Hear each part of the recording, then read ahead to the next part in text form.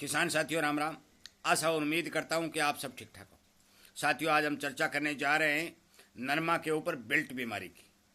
सबसे पहले तो मैं आपको बता देना चाहता हूं कि बेल्ट बीमारी होती क्या है, इसके लक्षण क्या हैं और ये कब आती है और आने के कितने समय के बाद किसान को पता चल जाता है। साथियों, जिस खेत के अंदर बेल्ट बीमारी का अटैक होगा वो या तो बरसात होने के तुरंत बाद या फिर सिंचाई पानी लगाने के तुरंत बाद वो अटैक खेत के अंदर शुरू हो जाएगा और किसान को ये पता चल जाएगा कि ये बीमारी आ चुकी है, क्योंकि किसान के खेत के पौधे एकदम से मुरझाने शुरू हो जाएंगे।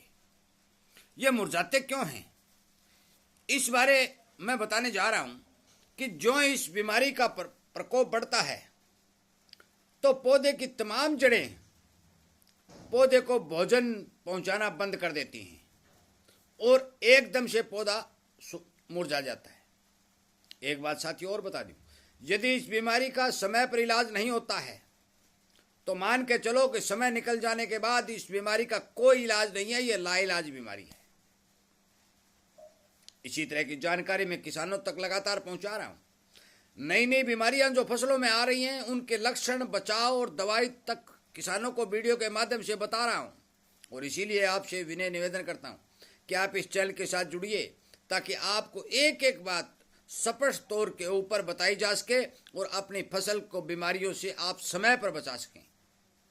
साथियों, जो बेल्ट बीमारी आती है वो खेत के अंदर नमी बढ़ने के तुरंत 2 या 3 घंटे के बाद में अटैक करती है।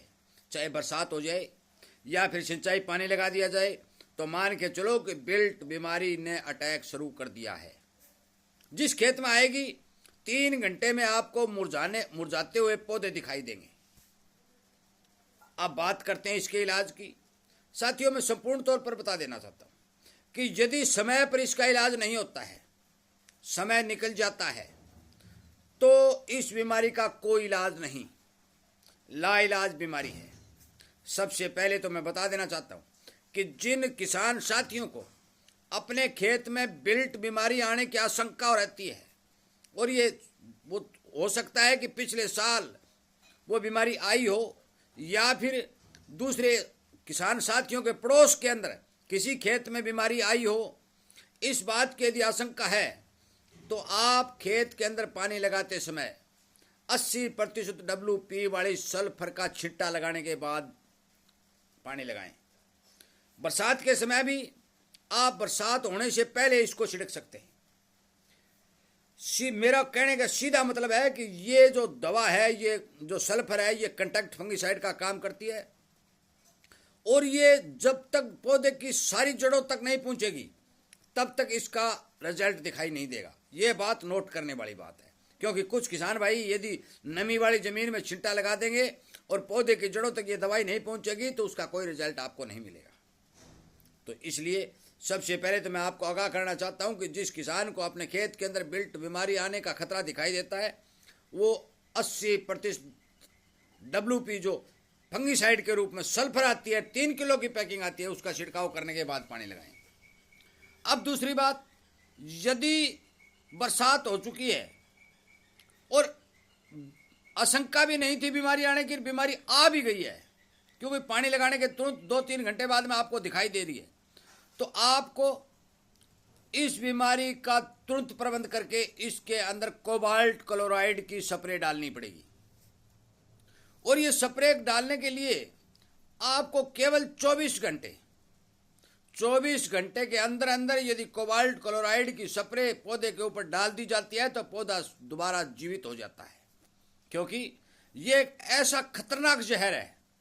ये बात नोट करने वाली है, ऐसा वैसा जहर नहीं है, बचाव बहुत जरूरी है।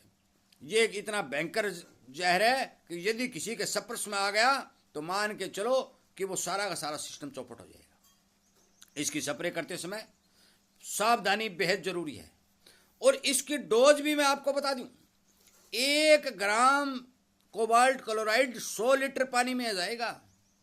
ये देख लेना, अभी तक नरमा जो है वो 1.5 या 2 फुट या 1.25 फुट इतनी हाइट है, 1 एकड़ के अंदर केवल 100 लीटर पानी पड़ सकता है।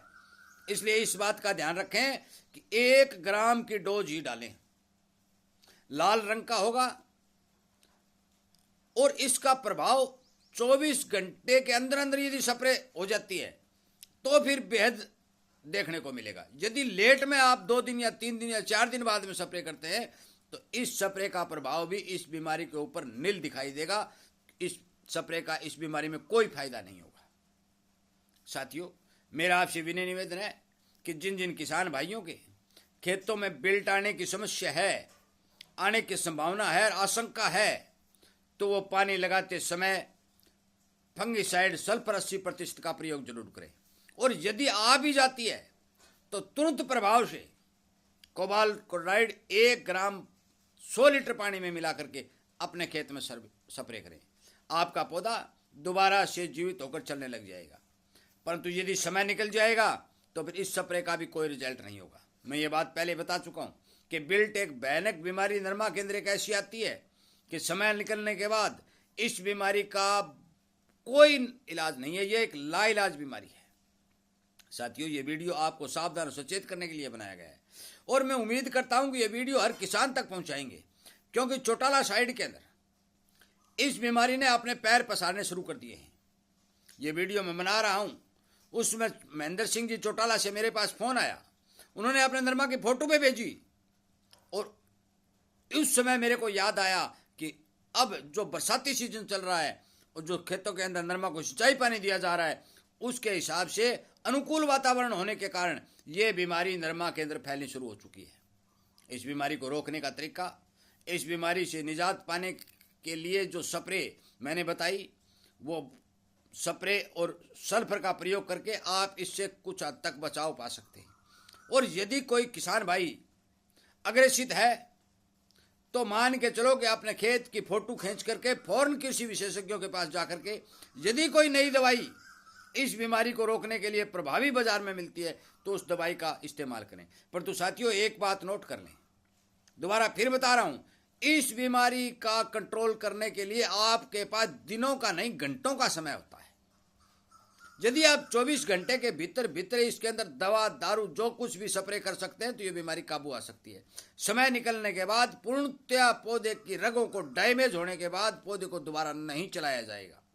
वीडियो सुनने के लिए, लाइक और शेयर करने के लिए, इसी तरह की जानकारी आपको मिलती रहे, आप सचेत और सावधान होते रहें, इस बारे चैनल के साथ जुड़ करके इसे सब्सक्राइब कर करके किसान हित में काम करने के लिए और अनेक बात किसानों तक पहुंचाने के लिए मैं धन्यवाद करता हुआ इस वीडियो को विराम देता हूं।